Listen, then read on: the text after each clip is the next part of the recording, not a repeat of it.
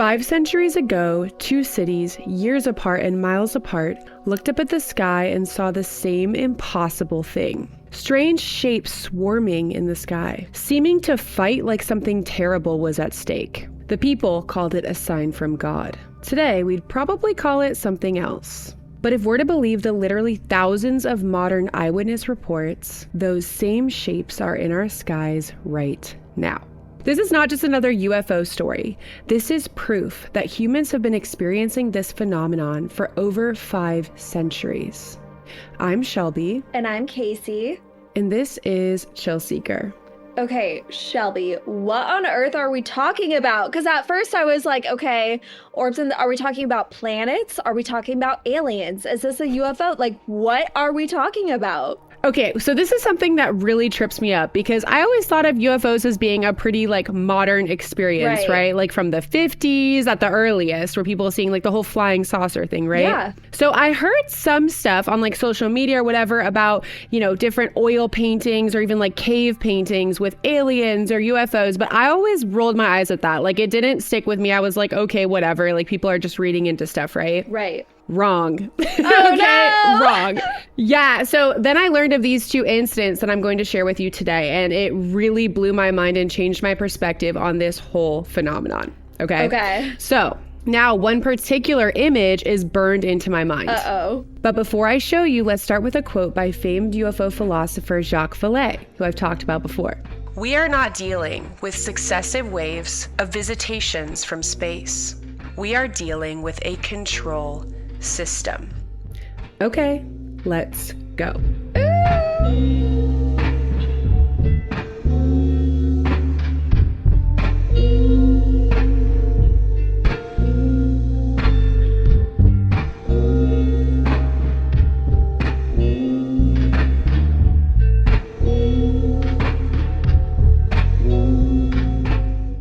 All right, Kacie, so let's rewind to April 14th of 1561. Good year.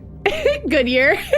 I wonder, yeah, if we were alive back then, maybe we were friends way back in the day. Yeah, in a past life. Yeah. I mean, if you believe in reincarnation, it's totally possible, right? Mm-hmm. I don't know. So, I want you to imagine waking up before sunrise in a cold medieval city. The air smells like smoke and wet stone. Hot. Somewhere, a church bell is calling the hour. You step out into the cobblestone street, still half asleep, and something is wrong.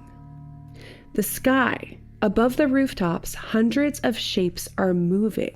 Red, black, and blinding white lights against a dim orange dawn. Some are spheres, some are crosses, and some are even cylinders or stranger shapes. They're darting, weaving, and in some cases, what looks like fighting. Interesting. Yeah, you can hear people shouting from every street corner, so you know that it's not just a hallucination. Someone swears they see blood in the sky. Another says that God is angry. And you just stand there thinking, am I watching the world end? That's what happened to the people of Nuremberg, Germany on that fateful day. And we have to remember that this is before humans had ever seen anything man-made in the sky, right? Before hot air balloons or airplanes or helicopters, literally nothing should be up there. So they're seeing all of this and there's no reasonable explanation. So Kacie, I want to ask you to just put yourself in that position. What would you think if you had never seen anything like this in the sky before at all and you look up and you see what looks like an aerial battle going on? Oh, I would think it was the end of the world, for sure. What about you? Same. Yeah. Yeah, I mean, I feel like the religious context here really is very impactful because I would totally be thinking okay, so angels, gods are battling. I don't know. I feel like that's where my mind would go because that's the frame of reference that you have at that time.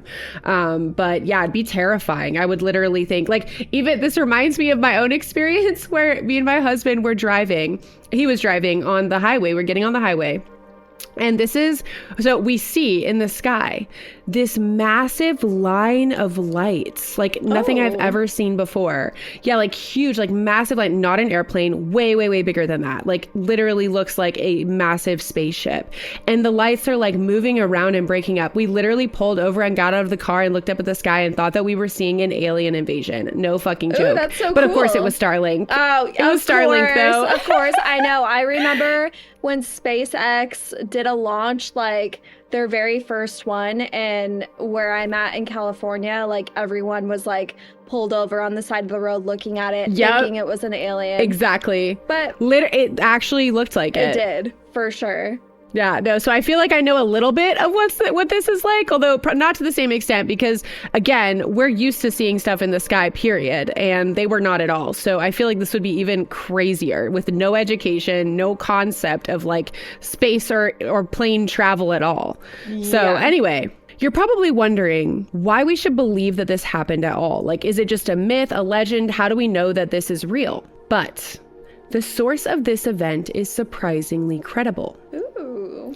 Yeah, so the reason we know about it today is because of a man named Hans Glaser, a highly respected local printer and artist, the 16th century version of a journalist, photographer, and publisher all rolled into one. And back then, a man in his position did not just publish wild stories for fun. Like, his entire reputation depended on the validity of what he was printing and sharing with people. So he didn't want to get it wrong. He wasn't just making up lies. Like, this was not like, People or Us Weekly. This was more like the New York Times of this town, right? Yeah.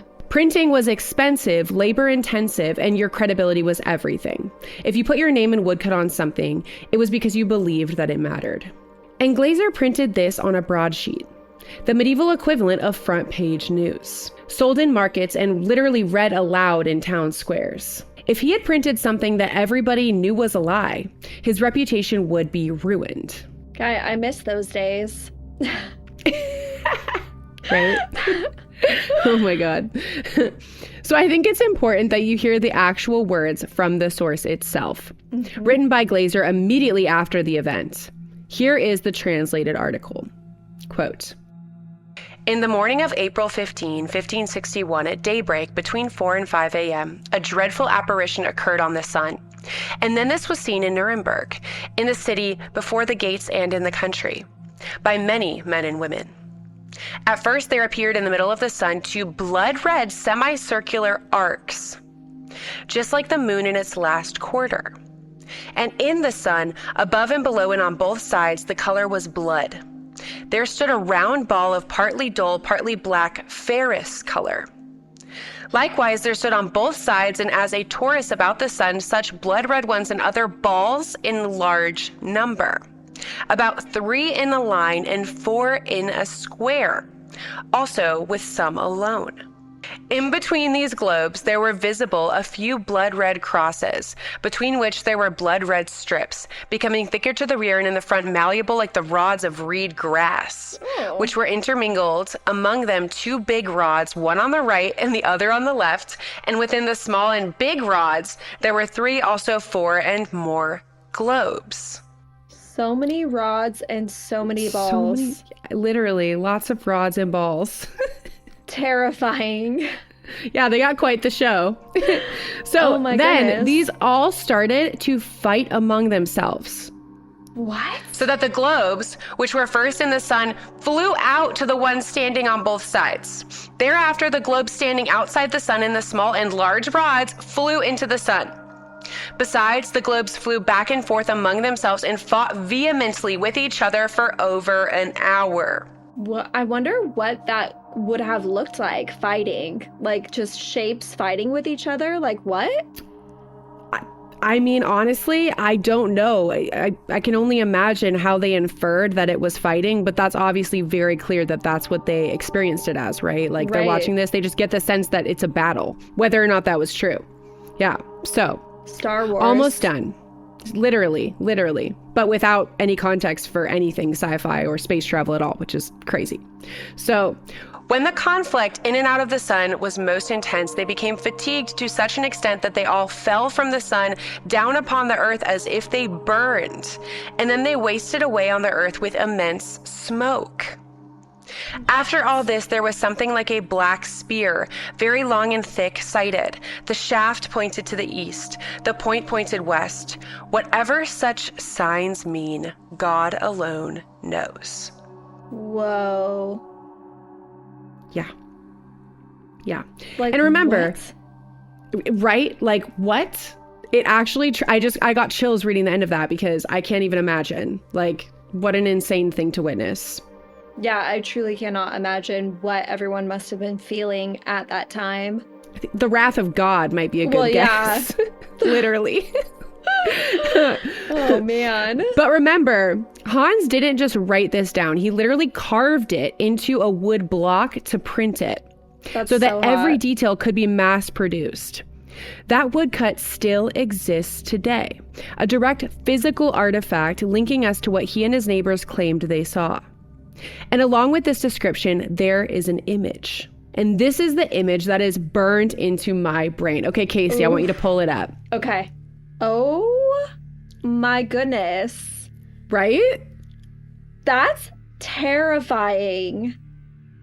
Like, just imagining being on the ground, seeing all of these different shapes, fighting with one another. Like, it truly feels completely make-believe, but I mean, I believe if someone took the time to carve it and print it everywhere, and there were so many witnesses, like... Yeah, well, I mean, this is in the very town is like where this is being distributed, and this is like all the people who apparently witnessed it. So I feel like you wouldn't really get away with a lie like that. Like, what would be the purpose, right? Right, exactly. You couldn't. Like, that would just be silly and would make no sense. So, yeah, this seems super legit and terrifying. Yeah. Do you want to describe the image just a little bit for people who might be listening and not able to watch? So we see like the sun, then we see a bunch of different spheres and crosses and the rods that Shelby was describing. And it just looks pretty creepy and terrifying. And I can only imagine being on the ground watching all of this happen in the sky and think that the world is ending and God is angry if God exists. Or something's angry. Literally. No, I know. I mean, okay, so at this point, my next question for you was, do you believe that this actually happened or that it was a hoax? And I feel like I know where you stand, but I believe it happened, right? Yeah, it they totally saw happened. Something. It's like there's literal proof of someone documenting it. I mean, I find it believable for sure, especially when you lay out the fact that like a bunch of people witnessed this. This was published in the town that it happened. No one's denying it. Like, yeah, this for sure happened. And I know you and I have both experienced things that are unexplainable.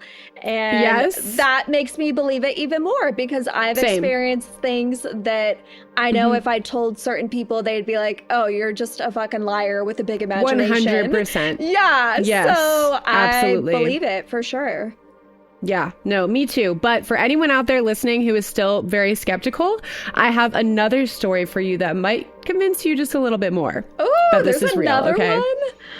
Yes. Okay, so just 5 years later, August of 1566, we're now in Basel, Switzerland. Okay. Another peaceful dawn, another city about to have their reality shattered. Over several mornings in late July and early August, people reported seeing large black spheres swarm the sky. Not just floating, but moving around in sudden bursts. Darting around the rising sun like they were in some kind of, again, aerial combat is how it's described. Okay. So what does this remind you of, Kacie? The dark spheres going around in the sky? Like, just from all the things we've talked about on this podcast.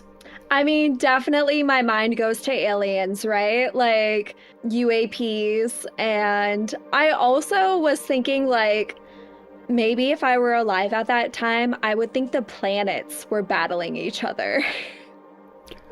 I mean, they didn't interpret it that way. And I think that's probably because the spheres were black and seemed really close, like a lot closer is the vibe that I'm getting. Like, look at, the illustration. I feel like it seems like the objects are much closer to Earth than the sun or anything else, right? So I feel like that's why they're thinking that they're like objects or shapes and not planets. But yeah, I mean, I don't know. So for me, this reminded me a lot of Immaculate Constellation in that report that we went over. Yes, completely. We'll get a little bit to that later. But anyway, the official account comes from a broadsheet by a man named Samuel Kacie. So this is another man, different town, everything different except the similarities in the experience. So he said that the spheres would appear, rush toward each other in formation, then collide. And when they collided, they didn't just disappear. Witnesses swore the objects changed color mid-flight, sometimes flashing white or red before going black again. Eventually, they'd grow faint and dissolve into nothing or disappear. People at the time took it as another omen that God is angry, this is God's wrath that we're seeing, or there's some kind of battle going on in the sky, and that the heavens themselves were trying to warn them of something terrible that was going to happen. Just like Glaser, Kacie was staking his reputation on this story. I'll read you his shorter account right now. Quote, "It happened in 1566 3 times, on 27 and 28 July, and on 7 August. Against sunrise and sunset, we saw strange shapes in the sky above Basel. On 27 July, after the sun had shone warm in clear skies, it suddenly changed shape and color, lost its radiance, appeared no larger than the full moon, and seemed to weep tears of blood, and the air behind it darkened. The moon, almost full, appeared blood red as well. On 7 August at dawn, large black spheres were seen flying swiftly before the sun, as if in conflict. Many turned fiery red, crumbled, and then disappeared." And now, Kacie, I want you to look at this image and describe it for us. Wow. Okay, so this one is a lot of black spheres in the sky surrounding the sun.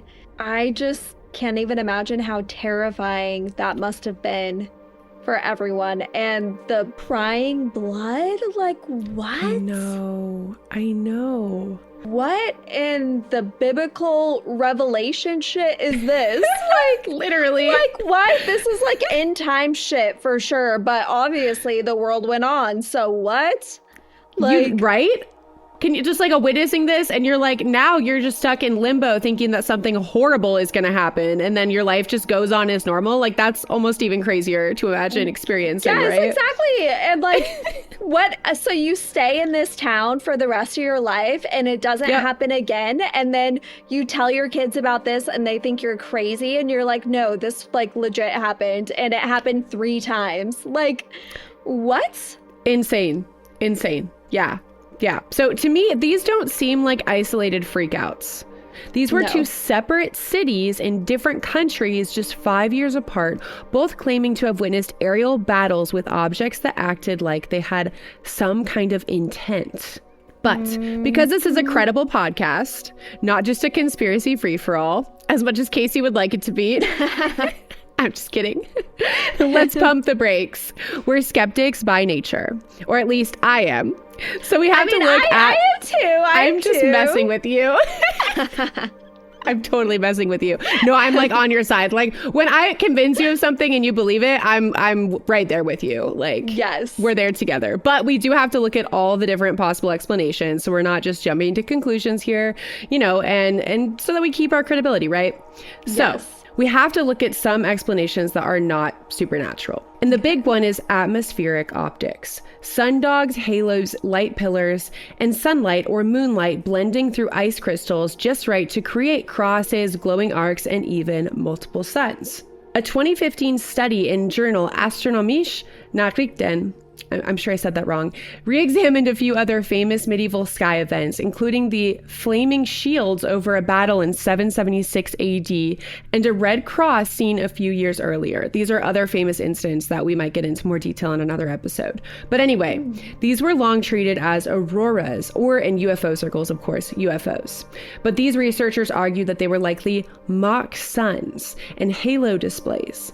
Bright spots of light flanking the sun, often tinged red or white, connected by beams. In a dark medieval sky, they could look like divine or alien signs.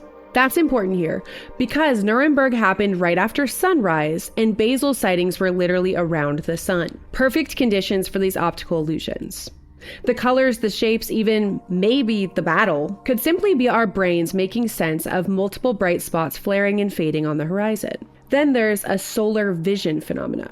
Stare at the sun, which again, I don't recommend, and you can get after images. Black spots, colored halos, even drifting shapes. I've had it happen before, although honestly, I've never seen anything that would ever remind me of what was described in these accounts. So I really can't say that I believe that this is the right explanation, but just putting it out there. Yeah. And lastly, we have to talk about media framing.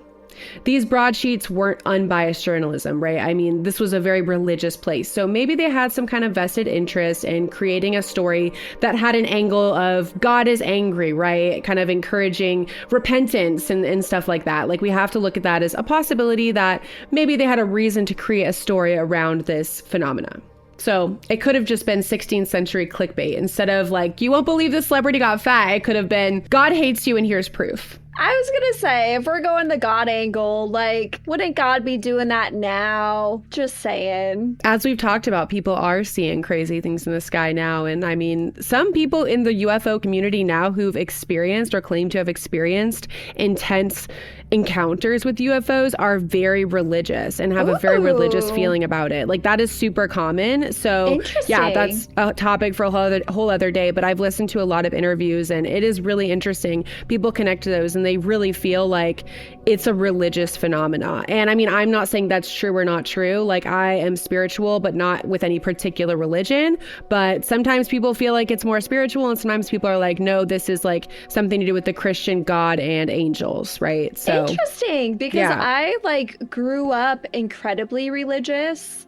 Like we would go to church several times a week, and it was heavily indoctrinated with the Bible and everything. Crazy. And any talk of aliens was shut down as like witchcraft and evil. At least like the way that I was once believing or raised, you know, but obviously I don't feel that way now. But that was how I was raised. So it's interesting that that shifted since I was a kid, and now people that believe in aliens are also believers in God. Like, that's interesting. Well, I mean, I wouldn't say that it's necessarily approved by the church, right? Although the Vatican actually has a crazy history with UFOs that we'll have to get into at some point, although they're very secretive about it. But it's alleged that they have a whole UFO program, and they actually received some UFO materials that were recovered like way back in the day. So that's a whole other topic we could get into. But I also do want to point out, like, some of the experiencers are religious, but I don't know if like their church is like, yeah, aliens are also religious, you know, symbols or angels or whatever. I don't know how that is taken, but it certainly is an interesting crossover, because I also wouldn't expect that to be the case. Like, I wouldn't immediately connect aliens and religion, right? Or even UFOs and religion. Like, those things aren't super tied to me, although Jacques Vallée theorizes a lot about the overlap between UFO encounters and religious encounters, like people encountering quote unquote angels or, you know, crazy supernatural phenomena that they interpreted as religious, and how that could be the same phenomena as UFOs. I know we've talked about this before. And people even talk about the biblical angels as described as like the balls of light with different like wings and stuff. Like, not really wings, but I don't know. You've seen, I'll put an image in here right now if you're watching this, but you know, people make that connection with UFOs all the time. So I think there's actually a lot to talk about there, and we'll have to revisit it in the future. Yes, definitely.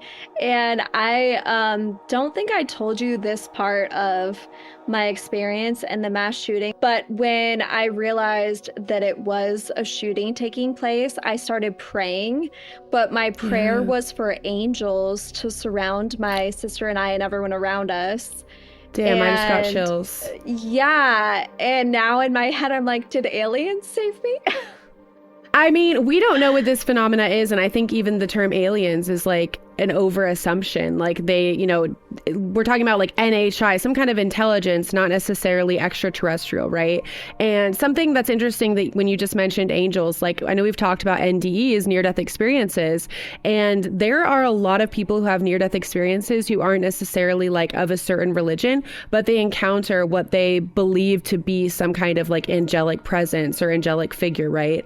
So yeah, I mean, who knows what's going on here? Maybe that's part of the same phenomenon as UFOs. So anyway, while these explanations about like solar flares and halos and whatever are quite compelling, here's the thing that keeps me from filing these away as just weather events. The shapes themselves haven't changed. Spheres, long cylinders, objects that swarm, scatter, and vanish. Nuremberg in 1561, Basel in 1566, and the same thing now. Even when we're looking at them through $80 million worth of sensors on a Navy fighter jet. Take November 2004, for example, off the coast of California, the USS Nimitz incident, which we covered extensively in our first ever episode. Pilots are instructed to intercept a radar contact. What they see isn't a blip. It's a white, featureless, tic-tac shaped object. A craft with no wings and no exhaust, darting with physics-defying acceleration. Instant stops, instant starts, dropping from 80,000 feet to sea level in less than a second. 3 pilots saw it, and there is Pentagon verified footage. And these pilots have spoken out. As we know, David Fravor, who we both are big fans of, right? Like he's super well spoken. Yes. I just fully believe his story. And then the footage that's confirmed as well. Like this is a real encounter, and it was not a sun flare, right? No, that was legit. And we favor flavor. Yeah. Saber. Flavor. We believe it, people. And then also the flying burrito with wings. And if you don't get that reference, go back to our very first episodes. The flying burrito with wings. Oh my God. That was playing in my head for days. I love it. Okay. So it's not just the Nimitz though. In Brazil's famous Virginia case, which I will be covering soon because it's like probably my all-time favorite UFO alien encounter ever. But in this whole incident, multiple witnesses described an elongated cigar-shaped craft, the same as was seen in Nuremberg. And even more recently, we talked about the Immaculate Constellation reports, the classified document released by Congress that we did a whole episode on, where pilots described glowing or dark orbs pacing their jets, darting around in formation. Almost identical to Basel's account of black spheres in swarms darting around strangely in formation. In Glazer's account, he literally says, black circular objects in formations of 3 in a row and 4 in a square. Like that's a direct quote.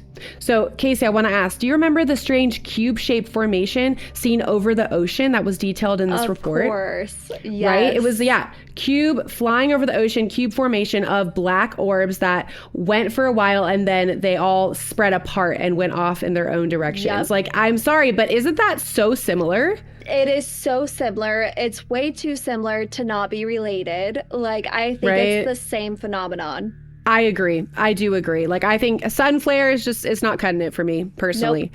Nope. And if you scroll this topic on social media, you'll see modern viral videos of glowing orbs changing colors mid-flight. Some are fake or just airplanes, but others seem more credible. And just to take one example, there was a video captured by an ABC News crew in New Jersey in December of 2024 that seems difficult to discount. And I'll be showing that video right now. So Kacie, do you want to pull it up? Yes. All right. So can you describe it for us? Yes. There's this orb that sort of looks like it's textured, like maybe like on fire or something. And it's kind of spinning around. This is wild. So this is the one that was captured just last year. Yeah, I mean, there's been a lot. Like, this is not the only one. I'm just showing this as an example. People are catching videos of these orbs in the sky, like all over the US. I mean, we remember the whole like New Jersey drone fiasco, right? That was like covered up by the government. A drone school in the area. Yeah, I remember. Yeah, they said it was FAA approved when the FAA had come out previously and been like, we have no idea what's going on, right? So that was just absolute BS. But that's, again, a topic for a whole other day. We're definitely going to do an episode just on orbs in the future. I already have it partially written because like the whole thing is super interesting. But what I'm trying to say is like people are seeing this now and we have documented evidence. Like this one's from a news crew, but people are capturing this stuff on their cell phones constantly. So I feel like it's the same thing as we've said already. Shelby, I really want us to capture one together. Like, okay. I am hoping that when you come visit in California, that we see some type of thing in the sky and we get to experience that moment together. That is a whole rabbit hole, though, of CE5. I don't know if you know what I'm talking about with that, but it's basically a meditative process of summoning or communicating with orbs and NHI. It's a whole thing, and it's alleged that the government has programs that use it. I mean, look, that's a rabbit hole that, again, I'm already writing an episode about this that we're going to go down soon, but too much for this episode. But Kacie, I just want us to be a little careful. Like, I've thought hard about, like, do I want to have an experience? I still am on the fence about that. Because not all experiences are positive. So maybe I'm on the fence about it too, even though I have this overwhelming sense that aliens and me would just completely vibe. Like, I feel like we would be besties. I agree. So I think you would. I'm like, yeah, I don't feel scared about it, like, at all, which I feel like That's is fair. a bad thing. Like, I need a healthy level of fear, and I don't have that. But I'm also someone that thinks that like all animals will love me and I'll probably end up getting mauled by one. So I need to develop... you're a Disney princess. In my Who own wouldn't mind love you? I am, but yeah. No, who wouldn't love you? All animals would love you. Aliens would be vibing so hard. You guys would be best friends very soon. They might even rescue you from Earth and take you to a better place. I mean, I don't know. Beam me up. I'm ready. I've been asking them for years and I'm still here, so... Maybe we do need to do some CE5 then. Yeah, maybe. Well, we're gonna get to that soon because it's crazy to learn about. Okay, people are actually getting together and doing this, and having experiences according to them. But anyway, getting back to this story. So all in all, if you stripped away the dates, the technology, and the jargon, you could hand these modern sighting descriptions to Hans Glaser in 1561, and I'm pretty sure that he would carve up something that looks very similar to what he did at the time, right? Like, so spot on with the descriptions. Which begs the question, if these shapes and movements have been in our skies for at least 500 years, what exactly are we looking at? And why do they keep showing up? I really don't think the answer is sun flares. I don't think so either. And I also feel like they have just as much of a right to be here as we do. So let them roam about the sky, That's hilarious. Roam about the oceans. Like, like, who says that we deserve to be here more than them? Can we all just be friends? I'm all about community. I mean, yeah, there's people who have made the comparison to like, what if we're the ant farm and they're the scientist, So maybe we feel like they're encroaching on our territory, but we truly have no idea what's going on. And there are a lot of different theories about what they could be. But, I tend to agree. I don't feel like it's aggressive, especially because they've interfered with nuclear facilities. As we've talked about, maybe they're trying to protect the Earth, right? And even the environmental warnings that the Ariel school incident gave to those children, right? It's like, I feel like if anything, the vibe I'm getting is that they're trying to protect humans from ourselves and our own technology that could end up destroying the planet. So I like to think that it's a positive thing too. Like, I'm with you, Kacie. I want to believe that it's good, even if there are some negative incidents or experiences people have. I'd like to believe that overall the phenomenon is a positive thing, right? And they're not trying to like enslave us or something. Yes, and I think maybe I have the belief that we'll be friends just in case they're listening right now and they're like, yeah, these girls will be our friends. I think that they would totally think that. Yeah. Maybe it's not an accident that we're talking about this right now. Anyway, 5 centuries ago, people didn't have the technology that we have now to capture these shapes in FLIR footage. They just had their eyes and the same question that we're asking right now. What the hell is up there? I want to hear from you, our listener. What do you think this is? Do you think that these modern sightings are the same phenomenon as we saw in Nuremberg and Basel 500 years ago? And if so, what do they mean? Tell us in the comments, and if you like this episode, subscribe to our YouTube channel, give this video a thumbs up, and follow us on Instagram at @ChillSeekerPodcast and on TikTok at @ChillSeekerPod. And please leave us a 5-star rating on Spotify or Apple Podcasts. It means so much to us to have your support. Thank you.